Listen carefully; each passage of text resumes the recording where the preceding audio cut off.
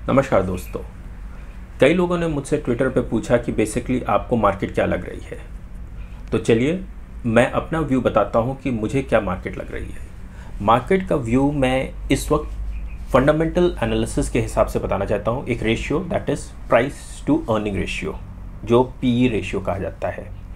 Basically इससे मैं ये एक्सप्लेन करना चाहता हूँ कि देखिए, दो बातें मार्केट में चल रही हैं। पहला, इक्विटी मार्केट नया हाई बना रही है, मतलब स्टॉक्स के प्राइसेस बढ़ रहे हैं, बट इकोनॉमी का डेटा उस प्राइस को जस्टिफाई नहीं कर रहा है। इकोनॉमी डेटा कुछ और ही बता रहा है, वो नेगेटिव की तरफ बता रहा है।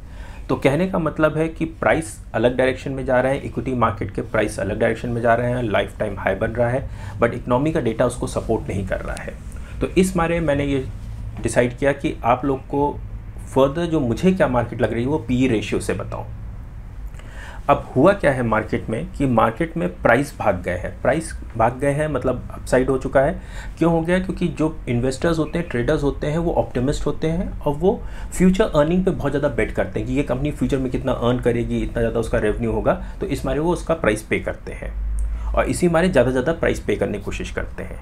अगर उनको फ्यूचर अर्निंग पे कोई डाउट होता है तो वो प्राइस उतना पे नहीं करते हैं, इसी मारे वो स्टॉक प्राइस गिर सकता है। तो अब मार्केट में क्या हुआ है? पहला एक सीन सबको पता है, सिनेरियो, कि प्राइसेस भाग गए हैं। क्लियर? अब दूसरा जो पार्ट है पी रेशियो में, दैट इज़ द अर्निंग। क्या अर्निंग उतने से बढ़ी है या नहीं बढ़ी है, ये डाउट है।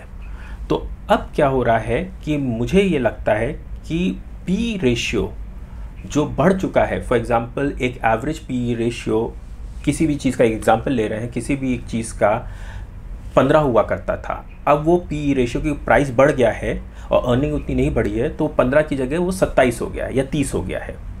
तो पी रेशियो जब 30 हो गया है, अब इसको जो एवरेज है 15, इसके अकॉर्डिंग एडजस्ट करना पड़ेगा।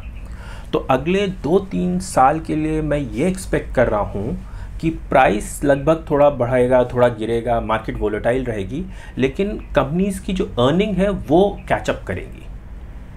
तो मेरा according to just P ratio analysis मुझे ऐसा लग रहा है कि अब स्टॉक मार्केट अपने एक हाई साइड पे पहुंच गया है। मैं ऐसा नहीं कह रहा हूं कि गिरेगा, बट हाई साइड पहुंच गया है। अब वोलेटिलिटी रहेगी मार्केट में, ऊपर नीचे होता रहेगा, लेकिन बहुत ज़्यादा मार्केट ऊपर नहीं जाएगी।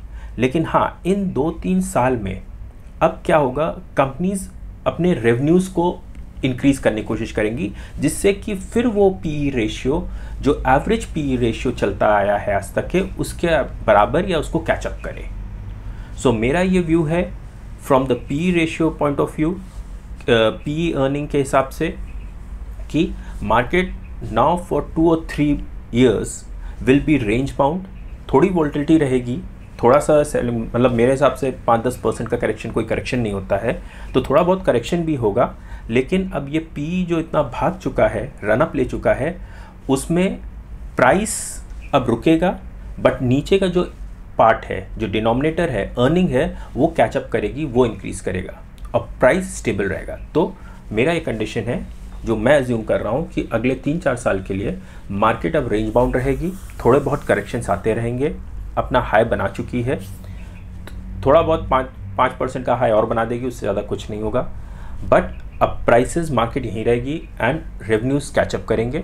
तो ये रेंज बाउंड मार्केट की कंडीशन है। This is my view on market for some time, like 3-4 साल के लिए। आई होप आपको ये समझ में आया होगा। अगर आपको कोई डाउट है तो प्लीज़ कमेंट सेक्शंस में पूछ लीजिएगा, तो मैं आपको एक्सप्लेन करने की कोशिश करूँगा। अगर आपको ये वीडियो या थोड़ा सा भी नॉलेजेबल लगी है तो please like and subscribe my channel. Thank you.